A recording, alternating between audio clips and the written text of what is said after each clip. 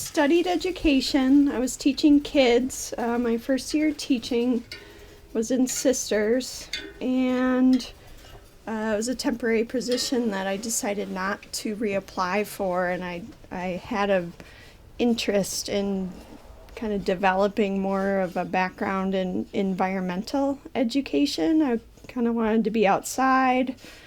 I wanted to, still teach, but maybe teach kids more about nature and how to do things, and like experiential education was kind of becoming big, and environmental education was building. So bikes just became like a natural interest for me once I learned how to like overhaul a hub, or I started building wheels and truing wheels. I just really was drawn to it, and the mechanics and the tools and just the way things are put together. So that's kind of how I got into bike mechanics.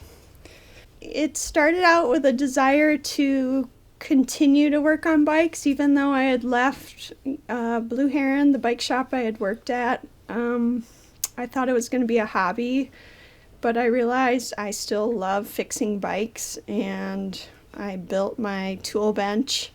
And then I had the idea, well, if I start charging money, like, what does that mean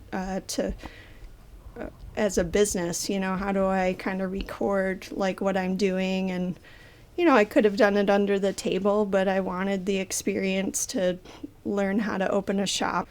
I knew that I had a good kind of service, working at Blue Heron. I had a lot of people that were happy with my work, and I felt like once I was able to kind of start helping my, servicing bikes for friends, and then their friends and my neighbors, and then just by word of mouth, the business grew from there. So it's